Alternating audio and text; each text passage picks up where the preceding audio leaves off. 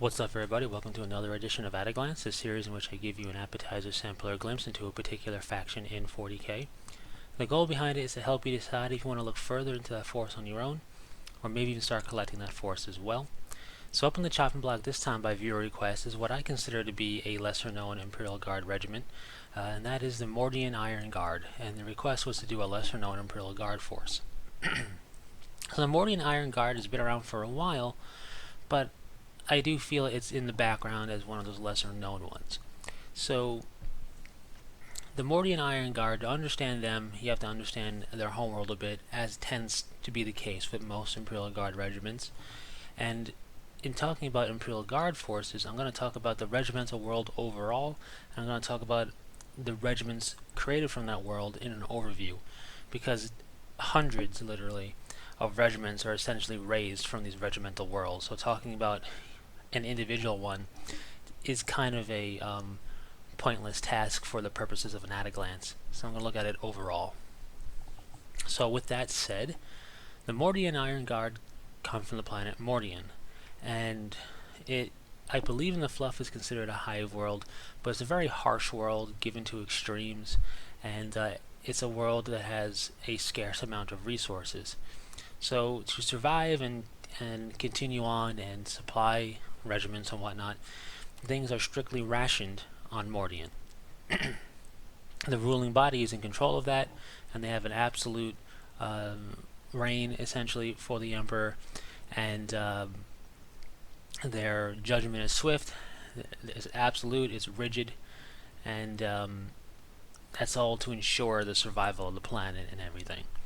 So the regiments born from this planet have a very similar kind of feel to them, because that rigid, disciplined nature permeates through their society. So Mordian Iron Guard regiments are trained in as rigorous a training as can be done for the Imperial Guard, essentially. And this is done to not only make them efficient at combat, or try to at the very least, as to also give them a deep sense of loyalty, of duty, discipline, and to also instill that combat drill in them. So they do this to maintain that discipline and to keep that loyalty going. And it bears good fruit. The infantry regiments and the armored regiments raised from the world work well together, and innately they're a very disciplined force. They have an iron resolve, hence the Mordian Iron Guard. So they're renowned for their resolve, their capability, their dedication, their discipline, and their combat drill, and are widely considered some of the top Imperial Guard regiments in the Imperium. So they have quite a cool little reputation there. And that is basically their specialty. So this training is the specialty of the Mordian Iron Guard. They don't necessarily specialize in one theater of war, like the Catachans or Jungle Fighters and stuff like that. Works really well. And you have the Deathcore Krieg, which is very attritional siege warfare. Instead of having a specialty like that, the Mordian Iron Guard specialty is their discipline, their combat drill, and their resolve. It's a more subtle specialization, but it's also a more overarching one, which lends this force to multiple playstyles pretty easily, which is cool. So going along with their training, they have their unique visuals. Their uniform, their combat gear and everything looks like the parade uniforms and ornate ceremonial uniforms that you would wear for official events and stuff like that. They don't have traditional combat fatigues. They look very much like they just came from a parade all the time.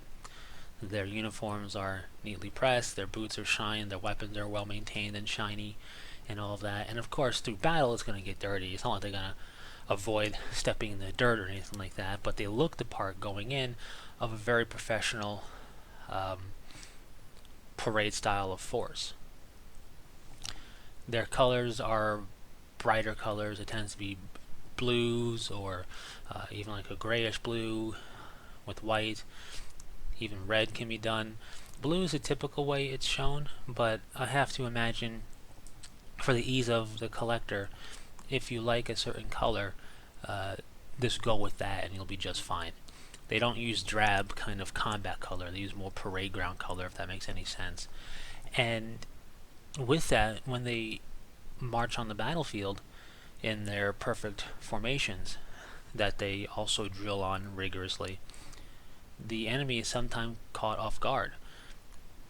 Not every enemy, but there have been multiple occasions with the Mordian Iron Guard regiments where the enemy thinks they're fighting something that's just a amateur force trying to look mean and professional. But when the fighting starts proper, they're proven wrong, as the Mordian Iron Guard is a very disciplined, drilled force. They won't just break lines. If they're forced to pull back, they'll pull back in an orderly manner, and just are a very capable Imperial Guard regimental force. So that's their look. That's their style, their shtick, their specialty and everything. And it leads to them in the fluff being considered some of the top Imperial Guard regiments, period. So pretty cool for kind of a lesser known force. So with that said, let's talk about collecting them a little bit. First up is Codex. The Astra Militarum, the Imperial Guard Codex, will work just fine for them. Because their specialty doesn't lend itself to a particular style of play necessarily, it's a very open-ended situation, meaning if you play a particular way, chances are the Mordian Iron Guard will fulfill that role for you. Now, if you want to be super sneaky, covert ops, camouflaged everywhere, stealth, jungle fighter tactics, the Mordian Iron Guard probably is not the force for you because how they appear and everything visually. But barring that, they can fit many other styles of play. It's more of a situation of, do you like the way they look? Because their color scheme for an Imperial Guard regiment is kind of outlandish, you could say, because it's bright ceremonial stuff. It shares more in common, to be honest, with the Space Marine chapter's heraldry, like the Ultramarines being bright blue and everything. It shares more in common with that than it does other Imperial Guard regiments. So if the coloring doesn't bother you, and if the look doesn't bother you, that very much parade dress with those, I forget what the shoulder thingies are called, and having the hat and everything like that, if that doesn't bother you either, if you're cool with the look, and you have a color scheme that you feel suitable and that you'll enjoy painting up on it, then you can build an army list with them having little to no problem having it feel like it would fit. So that's a good thing. The situation that arises, the catch, if you will, is the fact that there's virtually no models for them anymore. They have one squad. They have a Mordian Iron Guard squad, and this squad is all las guns, and with the squad leader with the power sword, las pistol. It's a few bucks more expensive than the Cadian Shock Troop plastic squad box that you tend to buy to make Imperial Guard squads, but it has a lot less options, even though it's more expensive because they're all pewter. Quality wise, I think they look fine. They're not going to be stellar quality, but they're not going to look terrible in comparison to other stuff. They're just going to look very nominal, very normal. So nothing wrong there. You're going to have some lack of posing. You're going to have just the fact that you're lacking special weapons and the like, so it makes truly collecting infantry in your force a bit more difficult.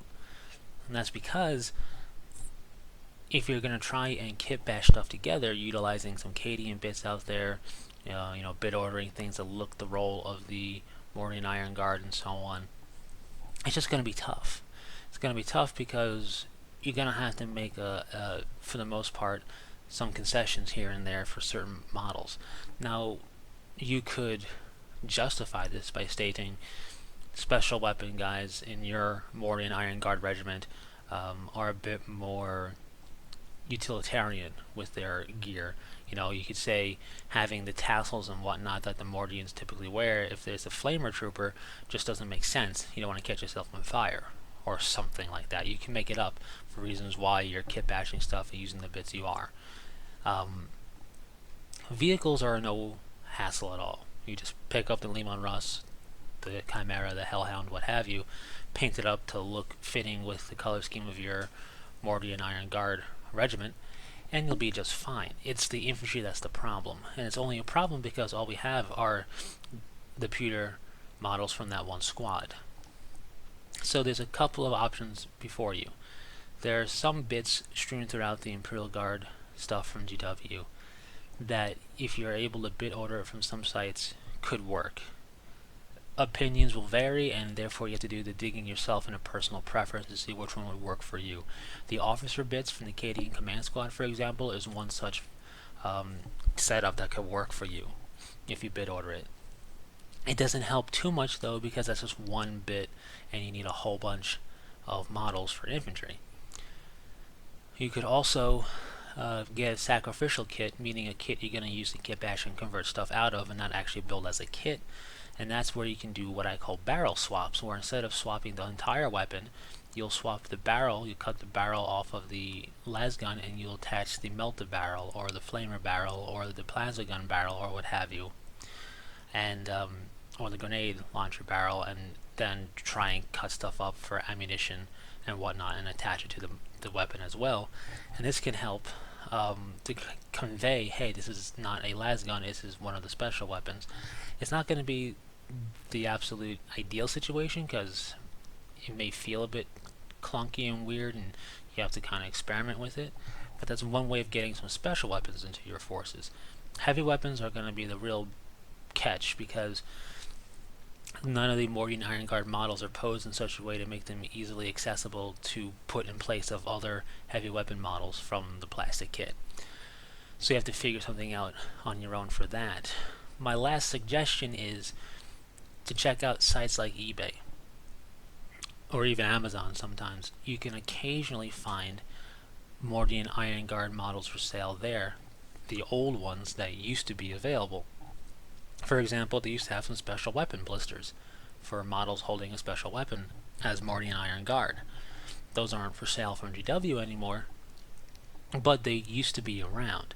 So there used to be more Mordian Iron Guard stuff.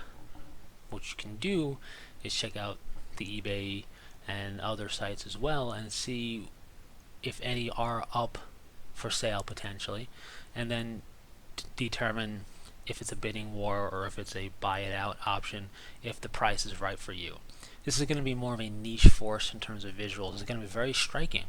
It's going to look very unique because not everybody's collecting a Mordian Iron Guard, but that also equates to being a more expensive force to collect because, well, you have to go out of your way to get these proper Mordian Iron Guard bits. So what you have available to you is the GW squad. You can use eBay and stuff to find the older Mordian Iron Guard models that are no longer for sale. You can kit bash and convert things that you think will look the part or close enough that you're happy with. Remember, it's your force. As long as you're happy with it, who cares what anybody else says? And lastly, of course, there's always third-party bits out there. There's a bunch of different companies out there that make what I call third-party bits, or they even make models and sell the model bits for a different game. And some of them may look the part for the Mordian Iron Guard, and that's another route you can go to at least convert up some Cadian bits or what have you into some Mordian Iron Guard. So that's the best advice I can give there. It's a real shame because of how unique they look. It's a real shame that we don't have more options available to us to try and achieve that look straight from GW. But whatever you do, whatever you ultimately decide upon and are happy with, you're going to have a really cool striking force that can fit a variety of play styles. So that's the Mordian Iron Guard. Thanks for sticking through it. Hopefully you've enjoyed. If you have any questions, comments, or requests, leave them in the comment section. And until next time, take it easy.